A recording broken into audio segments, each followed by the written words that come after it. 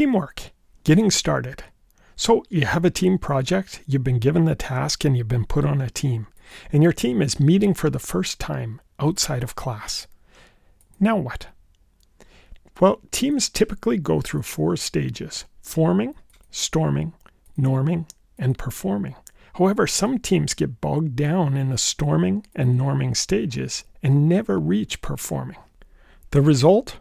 Well, the team is inefficient and the project takes much longer than it should have. There's conflict and team members feel stressed. In the end, the final project is usually low quality. In part 1 of this video, I'm going to talk about the 4 stages of team development. Then, in part 2, we're going to discuss how you can move your team from the forming stage to the performing stage more quickly. So let's start. The first stage is forming. When a team first gets together, expectations are unclear. What are we supposed to do? What behavior is appropriate? And of course, everybody's thinking different things. Maybe I should take charge. Can I run and get a coffee? I want to check my text messages. I have to work at 5 p.m. And team members start to test out behaviors. Shall we get started? Sure, but can I just run and get a coffee first? No problem. I have to check my text messages anyways. Go ahead, but I have to leave at 4. I have to work tonight. And everybody's very polite. Sure, no problem. Yes, of course. Go ahead. So the key point in the forming stage is expectations are unclear, team members test out behaviors, and everyone is polite. The next stage is storming. In this stage, some team members start thinking things like, we have a lot of work to do, and at this rate, we will never finish. Team members start getting annoyed about each other's idiosyncrasies. Why is he always interrupting me? Why is she so quiet? Why is everyone so uptight? Why aren't they prepared for this meeting? The storming stage is characterized by conflict. Shall we get started? Why is she so bossy? I have to get a coffee first.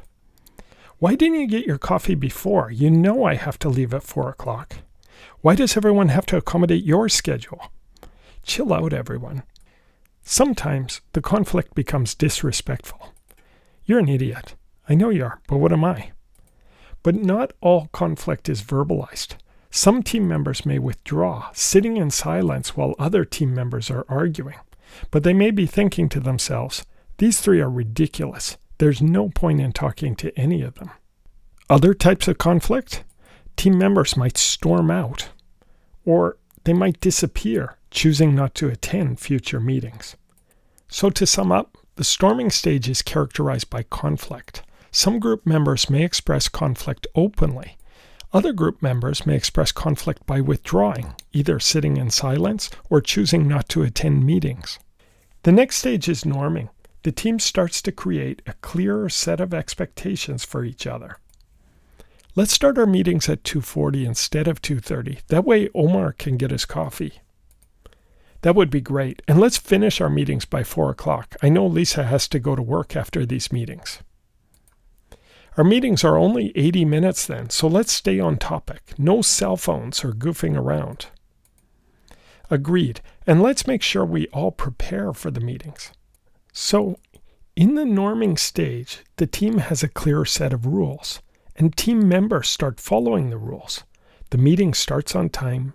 Throughout the meeting, team members stay on topic, following the rules that they agreed to.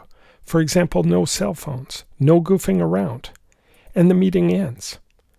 To sum up, in the norming stage, the team starts to develop a routine. And expectations are clear, what we are supposed to do, what behavior is appropriate.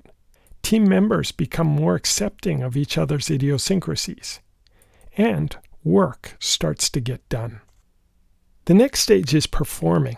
And in the performing stage, a positive atmosphere starts to develop within the group. Hey guys, I brought you some coffee. Thanks, Omar. Yeah, thanks. This is great. The team starts to feel pride. We're working well together. Another major change? Openness. Team members say what they think, expressing opinions, giving feedback, Everyone becomes task-focused, combining ideas to find the best solutions. And team members listen to each other without becoming defensive. I think we need to improve the introduction. What would you like to change? Our objective needs to be stated more clearly. I agree, just add one sentence to the first paragraph.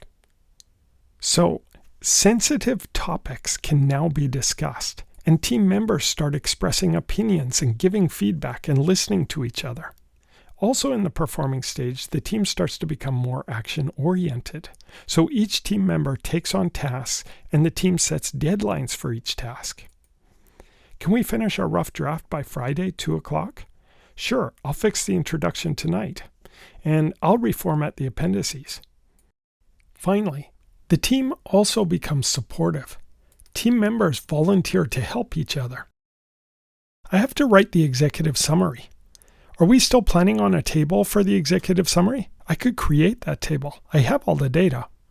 That would really help, thanks. To sum up, in the performing stage, the team starts to develop trust. I trust that my team members will do what they said they were going to do. I trust that I can communicate openly with my team. And trust leads to improved team pride, improved work efficiency, and improved project quality. I think it's interesting that you can almost tell what stage a group is in by the quality of the project that they submit. In the storming stage, the project looks rushed, unprofessional. In the norming stage, the project looks more professional, but it's long, much longer than it needs to be. Ideas are repeated. There isn't a good flow between sections. In the performing stage, the project tends to be shorter, less repetition. Ideas have been prioritized. The project is almost eloquent. Clearly, this team had open and honest communication. So, we've gone over the 4 stages of team development.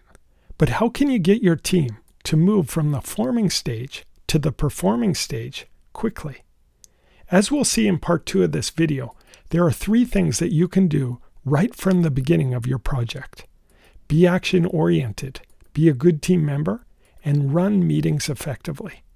But before you move on to part 2, please try this short quiz.